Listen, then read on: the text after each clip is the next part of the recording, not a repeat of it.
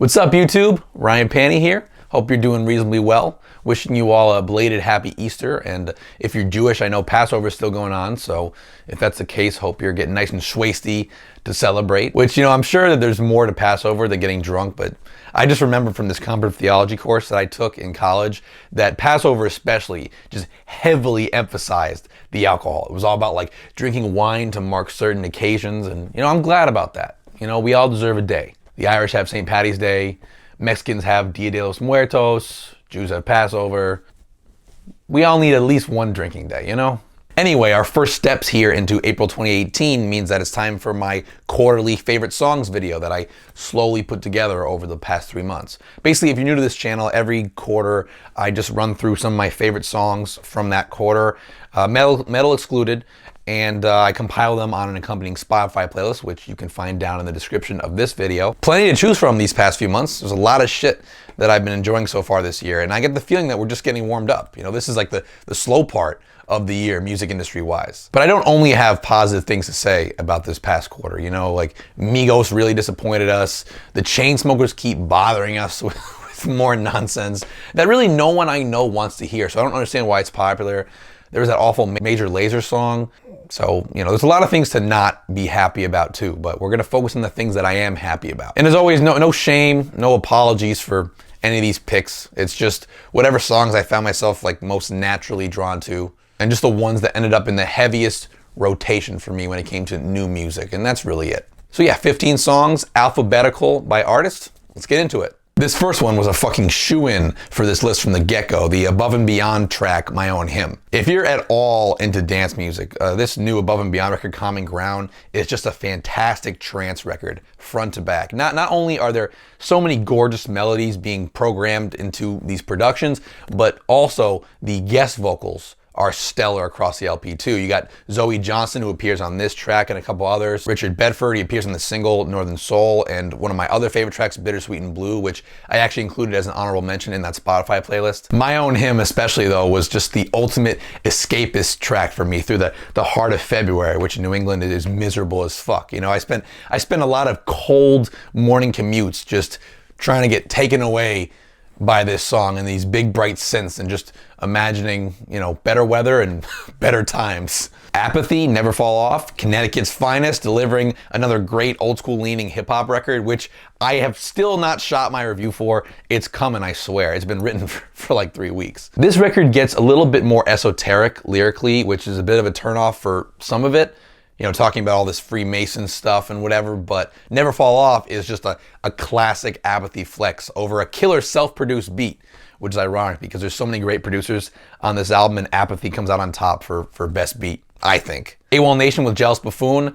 If I was fucking ranking this list, this would be a shoo-in for a top 3. It's just an absurdly catchy, danceable alt-rock track. I love frontman Aaron Bruno's falsetto on here, some punchy riffing in there too. It's just an absolute must listen, if you ask me. Next is Belle and Sebastian with There Is an Everlasting Song. I fell in love with this band's new set of How to Solve Our Human Problems EPs, which, believe it or not, were my fucking introduction to this band, who I now think of as kind of like the indie Fleetwood Mac. I have very mixed feelings about that because I'm so bummed that I missed the boat on them all these years, but I'm also kind of relieved to have caught up now. There Is an Everlasting Song is a folkier track that really was one of my go-to relaxation methods for the past couple months. Dashboard Confessional, those emo mainstays. They pumped out a solid record this time around with Crooked Shadows. And I particularly loved the opening track, We Fight, which I just think is an inspirational call to arms done right with a soaring hook.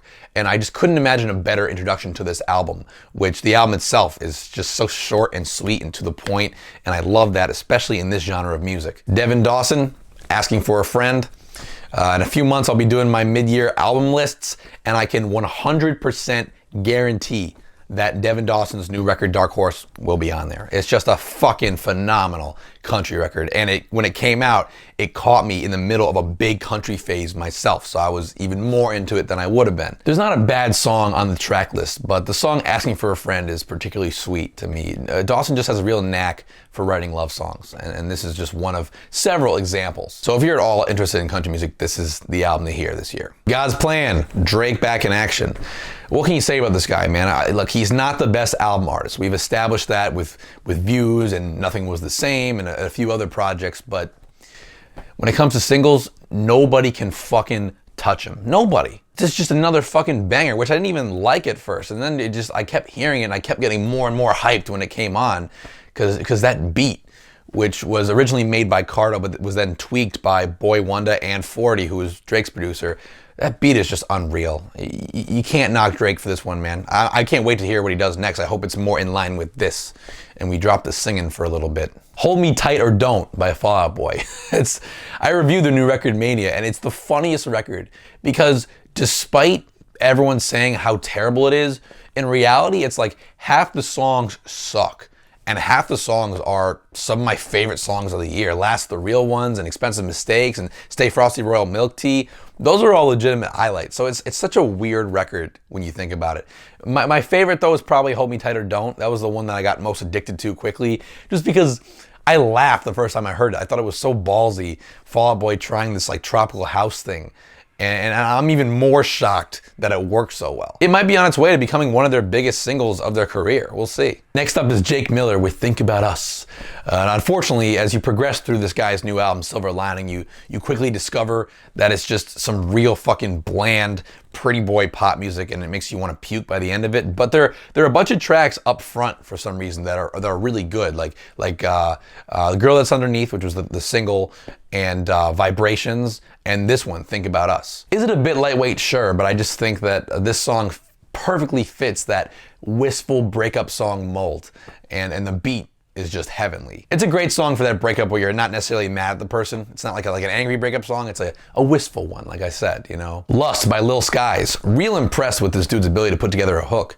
And to rap too, honestly. I don't understand why he gets so much flack. Like, he's one of the few newer, like, he's one of the few, like, new hip-hop artists that gives me even the slightest bit of optimism about the future of the genre. MGMT with Little Dark Age's title track, which along with Jealous Buffoon by AWOLNATION, this is the cream of the crop to me this quarter. Love the bouncy synths on this one, and frontman Andrew Van Wingarden's like weirdly apathetic sounding vocal delivery. I just could not stop listening to this song. Next one is Love Can Only Heal by Alter Bridge frontman Myles Kennedy, whose solo debut, Year of the Tiger, is one of my favorite albums of the year so far. Another fucking review that I've just put off like crazy, but it's coming, I swear. Lots of highlights from this album, but Love Can Only Heal is a particularly moving track, both musically and lyrically. And that fucking solo in the middle of it, I believe it's pedal steel. I think it's fucking pedal steel. I'm not 100% sure. That solo is arguably the climax of the entire album. Next we have emo rapper Nothing Nowhere with his latest single Ruiner. Talked about this guy in a recent video, just absolutely reinventing and reinvigorating the emo genre just by pretty seamlessly fusing it with hip hop, and this latest single to me is another step up in quality from his already great last album Reaper. And I guess I'll throw one hard rock-ish track on this list, Waking Lions by Pop Evil. Massive chunky guitar riffs, monster of a chorus. Just, you know, I don't like this band's radio rock approach on this album or any of their other albums or anything they've ever done, but for some reason this to me was a hell of an opener to their new record. And it was almost like a giant fake out, because you hear this and you figure the rest of the record would follow suit, right? Nope. And lastly, Tory Lanez with the surprising 50 Cent collaboration Pieces off his new album Memories Don't Die, which to me got way more flack than it deserved, especially because of tracks like Pieces, which is just a very emotionally jarring track. And the beat reminds me of one of my favorite hip hop songs ever, Nas's I Gave You Power. It has that same weeping instrumental qualities to it. I just think he pulls off the story track thing very well. And hey, look, who knew 50 Cent could still be fucking decent, at least for one verse. So yeah, that's pretty much what I've been bumping these past few months. Those songs are a pretty good representation of what my personal soundtrack has looked like thus far in 2018, at least when it comes to brand new music. Of course, most importantly, please be sure to check out any of these songs that you may have missed the boat on so far, or anything that I said that sounds like it would pique your interest. That's the whole fucking point of this video. And the accompanying Spotify playlist, again, is down in the description with honorable mentions. There's a few extra tracks on there that were considered for this list. And as always, thanks so much for watching, guys. If you enjoyed this video and you are not yet subscribed to my channel, please consider doing so by clicking right here. And also checking out any of my other content that may interest you. And I will see you guys soon.